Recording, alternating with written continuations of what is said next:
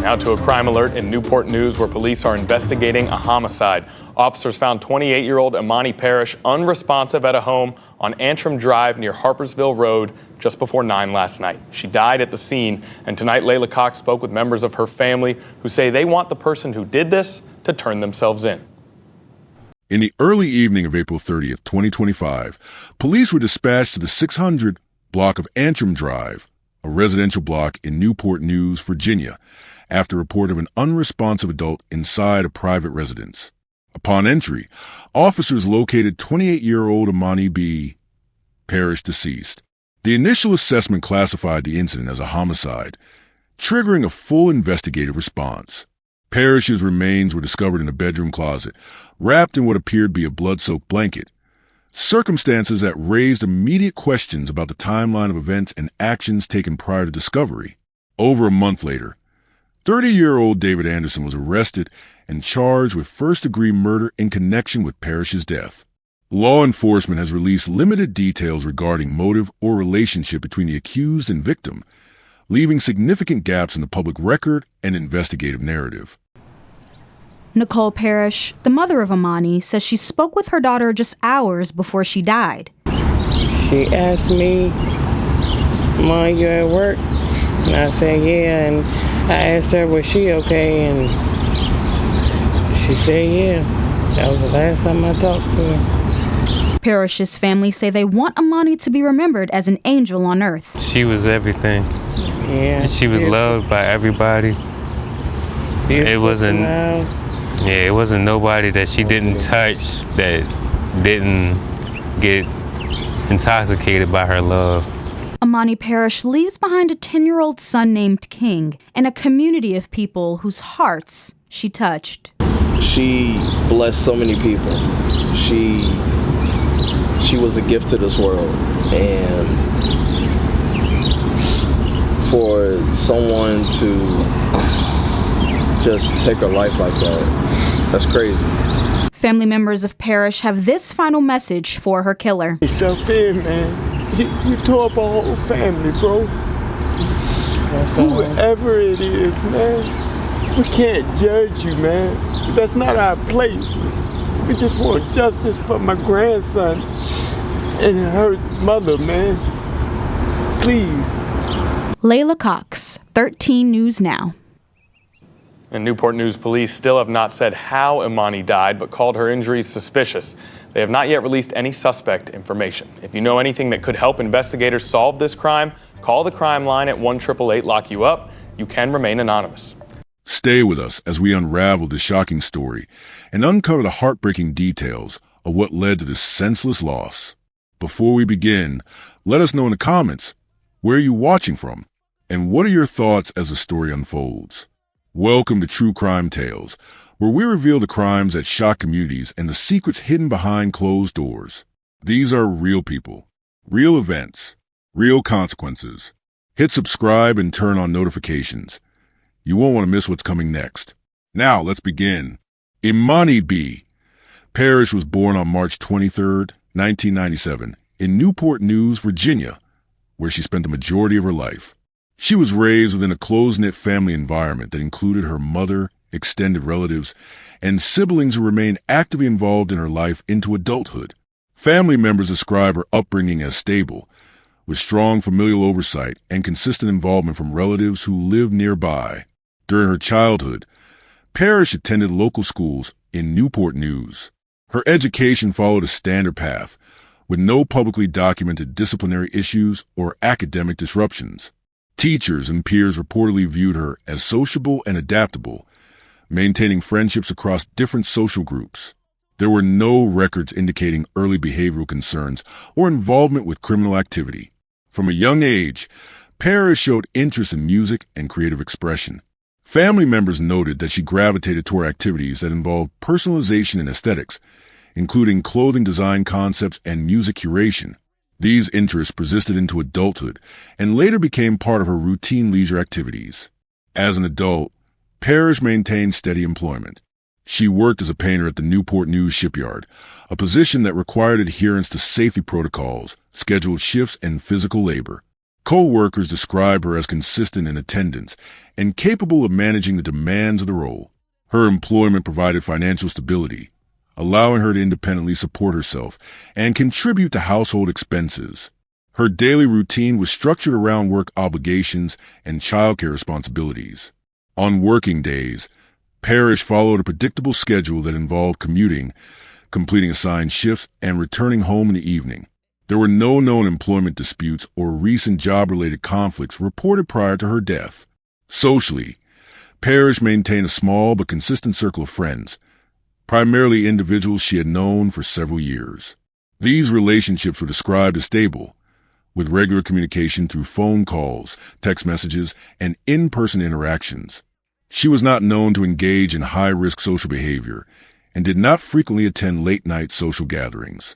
Outside of work, Parrish continued her interest in creative activities. She designed custom T-shirts for personal use and for friends and created curated music playlists, often shared within her social circle. These activities were informal and recreational, not reported as commercial ventures. Parrish was the mother of a young son. Her role as a parent was central to her daily life and decision-making.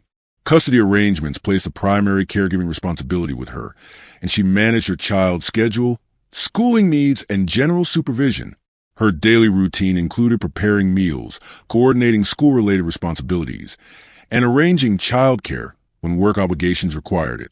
Family members often assisted when necessary, but Parrish remained the primary decision-maker regarding her son's care. Relatives reported that she maintained regular communication regarding her child's needs and future plans. There were no known custody disputes or legal conflicts involving her son.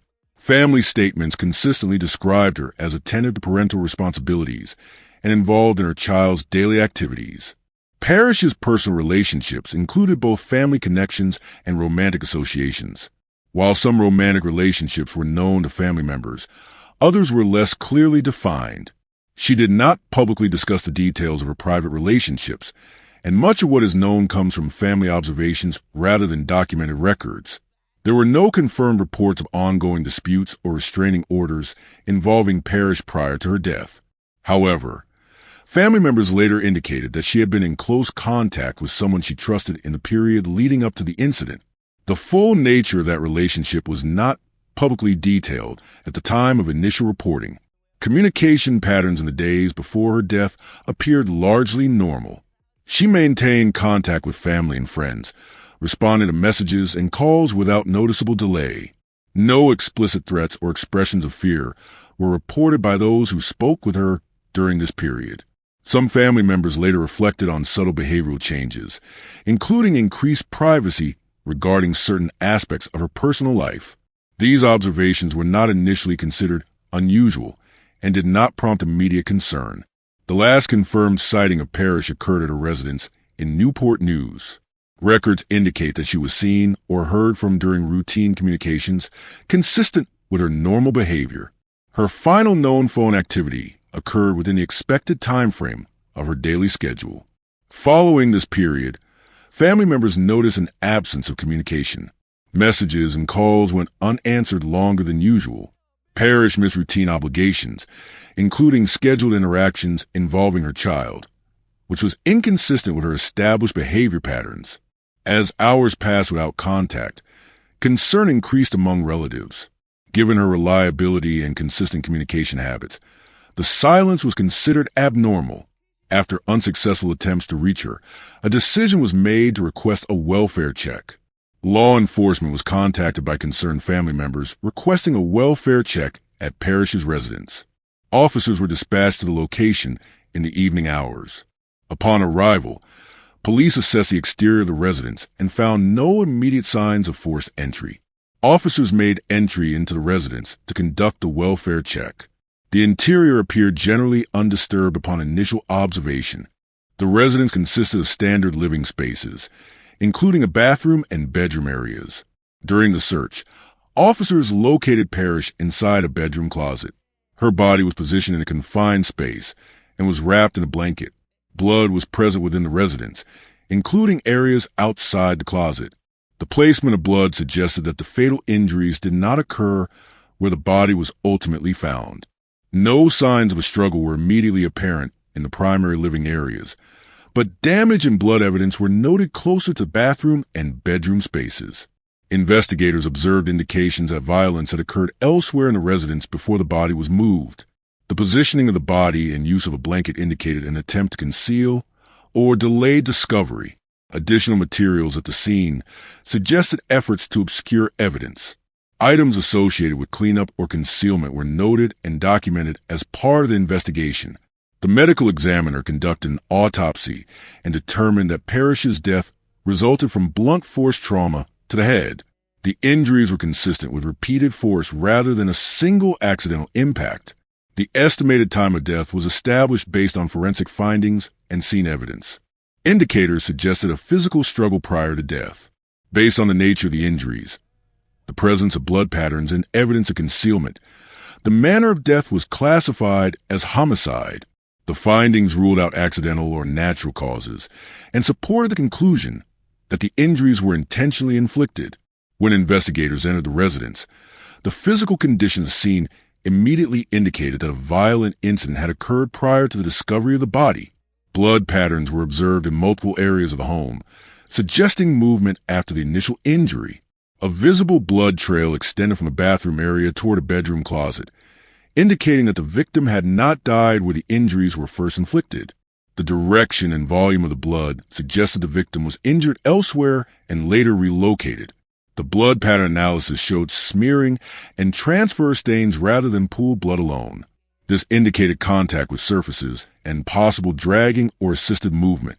There was no evidence of cleanup sufficient to remove all traces, but certain areas appeared disturbed, suggesting an attempt to alter the scene after the incident.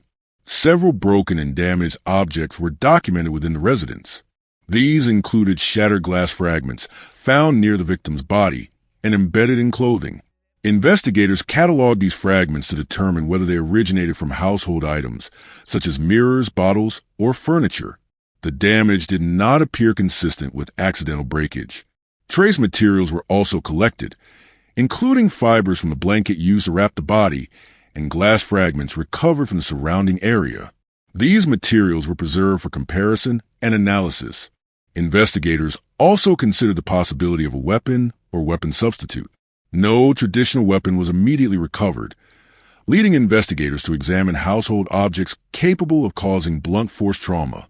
The crime scene was secured and a systematic forensic process followed. Investigators collected fingerprints from surfaces believed to have been handled during or after the incident, including door frames, bathroom fixtures, and bedroom furniture.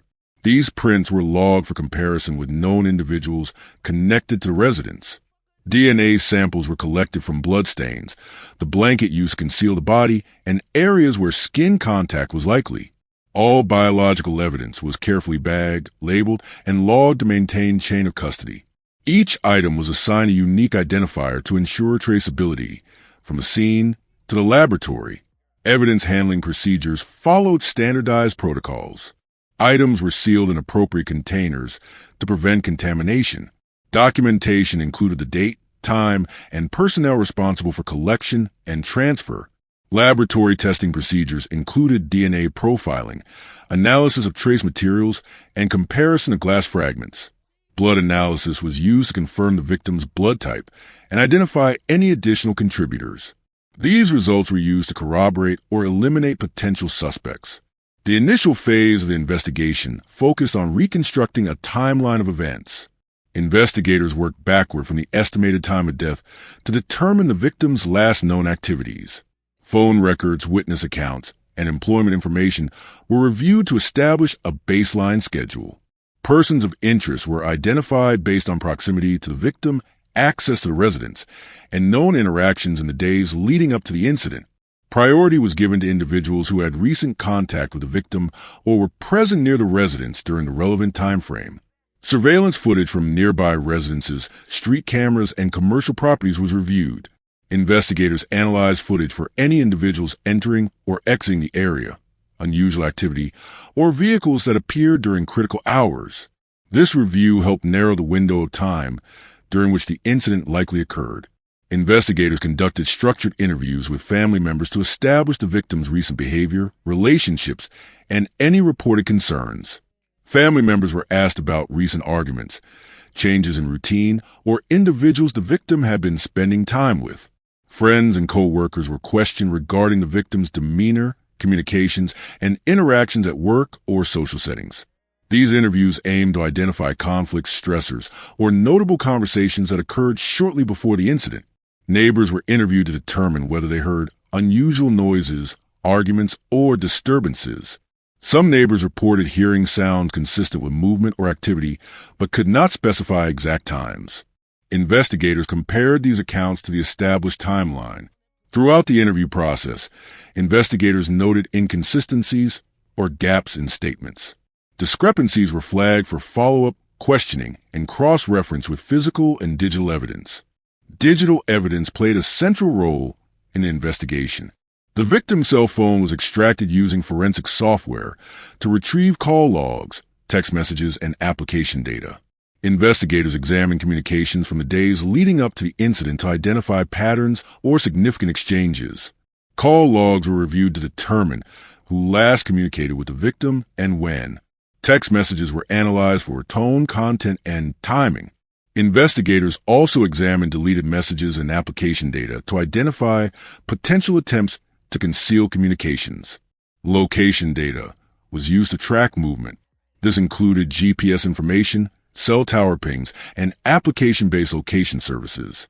The data helped confirm the victim's whereabouts and identify overlaps with persons of interest. Investigators also reviewed digital records for missing or altered data. Any gaps were documented and evaluated as potential indicators of intentional deletion or device manipulation. Based on the accumulation of physical, digital, and testimonial evidence, investigators identified a primary suspect. The suspect's personal background was reviewed, including age, residence, and known history. This review included prior interactions with law enforcement, if any, and connections to the victim. The suspect was known or alleged to have had a relationship with the victim. Investigators examined the nature of this connection, including frequency of contact and access to the residence. The suspect was arrested on a specified date, following completion of key investigative steps. The arrest took place without reported incident. At the time of arrest, the suspect was informed of the charges and taken into custody. Formal charges included first-degree murder. The charge indicated that investigators believed the act involved intent and deliberation. The suspect's behavior during the arrest was documented, but not publicly characterized beyond compliance. Prosecutors outlined the basis for the first-degree murder charge by citing evidence collected during the investigation. This included forensic findings, digital records, and witness statements that placed the suspect in proximity to the victim during a relevant time frame. Evidence connecting the suspect to crime included access to the residence, consistency between physical evidence and timeline reconstruction, and digital data supporting presence or contact. The alleged motive has not been fully disclosed. Prosecutors presented a theory of the case centered on the relationship between the victim and suspect and events leading up to the incident. Investigators examined the nature of the relationship between the victim and the suspect. This included how they met, the duration of their connection, and the frequency of interaction. The relationship was characterized by access and familiarity rather than casual association. Investigators reviewed communications and statements to assess whether there were reported conflicts or disputes prior to the incident. Family statements indicated that the victim trusted the suspect to some degree. Investigators evaluated this trust as a factor in access to the residence and opportunity. The relationship analysis remains a key component of the case, as it informs both motive assessment and prosecutorial strategy. Following the arrest of the suspect in connection with the homicide of Imani B. Parrish, formal legal proceedings began with an arraignment in the appropriate circuit court. During the arraignment, the defendant was formally informed of the charges filed, which included first-degree murder. The court confirmed the defendant's identity, ensured legal representation was in place, and entered a plea on record. No detailed factual narrative of the crime was presented at this stage, as arraignment proceedings are procedural rather than evidentiary. Regarding bail and detention status, the court ordered the defendant to be held without bond. This decision was based on the severity of the charge, the potential risk to public safety, and the possibility of flight. The defendant remained in custody pending further court action. No conditional release or supervised bail was granted. Pre-trial hearings were scheduled to address procedural matters, including evidence disclosure, motions filed by both the prosecution and defense, and scheduling of future court dates. These hearings focus on determining what evidence would be admissible at trial and whether any constitutional or procedural violations occurred during the investigation or arrest. The prosecution strategy centers on establishing a clear sequence of events that connects the defendant directly to the homicide. Central to this approach is the physical evidence recovered from the crime scene. Prosecutors emphasize forensic findings, including blood patterns, the condition and location of the victim's body, and evidence indicating an attempt to conceal the crime after the fatal injuries were inflicted. Timeline reconstruction plays a critical role in the prosecution's case. Investigators work to determine the victim's last known movements, communications, and interactions in the hours leading up to her death. The prosecution aims to show that the defendant had access to the victim during this window and was present at the location where the homicide occurred. Forensic reliance is a key component of the prosecution's argument. Medical examiner findings regarding cause and manner of death are used to demonstrate that the injuries were consistent with intentional violence rather than an accident. Additional forensic analysis, such as trace evidence and digital data, is presented to corroborate the prosecution's timeline and link the defendant to the scene. The defense strategy focuses on challenging the prosecution's interpretation of evidence rather than disputing that a death occurred. One possible argument involves questioning whether the evidence conclusively proves intent, which is required to sustain a first-degree murder charge. The defense may argue that the prosecution has not sufficiently demonstrated premeditation. Another area of challenge involves forensic evidence. The defense may scrutinize how evidence was collected, stored, and analyzed, raising concerns about contamination, incomplete testing, or alternative interpretations of blood pattern evidence. Any inconsistencies in timelines or gaps in digital data may be used to undermine the prosecution's narrative. Alternative explanations may also be introduced, such as the involvement of another individual or the possibility that certain actions attributed to the defendant occurred after the fatal injuries were already inflicted. While these explanations do not require the defense to present a full counter-narrative, they are used to introduce reasonable doubt. Following the arrest, members of the victim's family released brief public statements acknowledging the legal action taken. These statements generally express a desire for a thorough judicial process, rather than making specific claims about guilt or motive. The family avoided discussing investigative details, citing the ongoing nature of the case.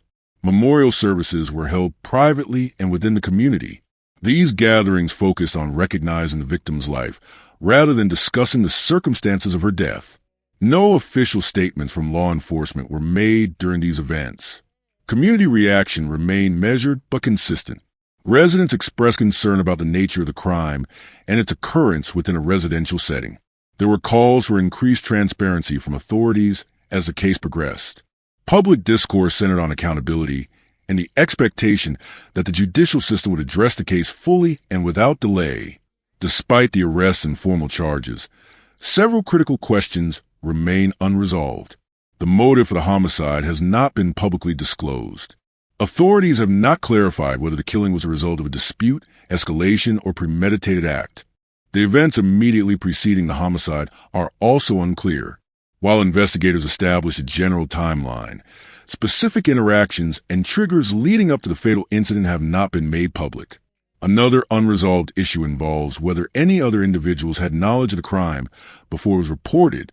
There has been no confirmation regarding witnesses inside the residence or individuals who may have interacted with either party shortly before or after the incident. Questions also remain about potential missing evidence or leads that have not been publicly addressed. This includes whether all digital data has been recovered and analyzed, and whether additional forensic testing is pending.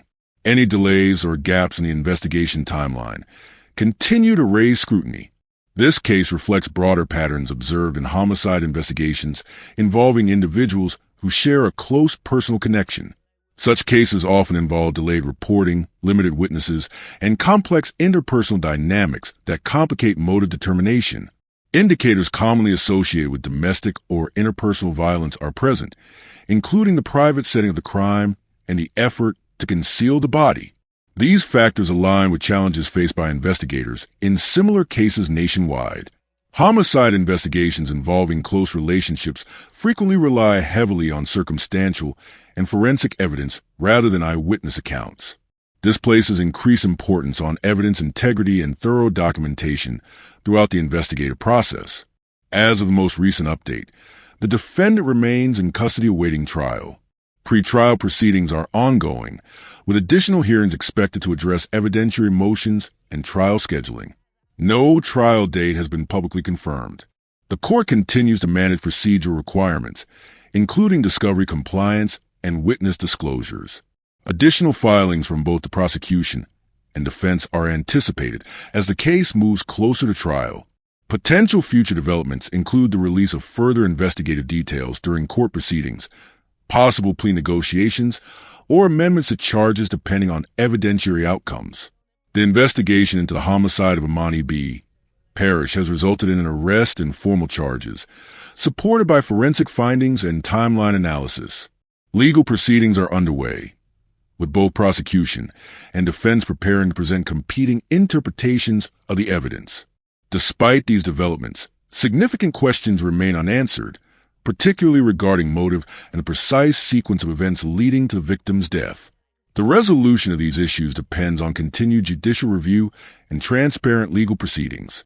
Ongoing investigation, thorough examination of evidence, and adherence to due process remain critical. The outcome of this case will rely on the ability of the legal system to address unresolved gaps and ensure accountability through established legal standards. If you found this story as gripping and heartbreaking as we did, don't forget to like this video and share it with others. And if you want to hear more true crime stories that uncover the mysteries behind these tragic events, make sure to subscribe to our channel and turn on the notification bell. You won't want to miss our latest stories, updates, and discussions. Thank you for joining us on this journey to seek justice and explore the truth. Together, we can make a difference. Until next time, stay safe and stay aware.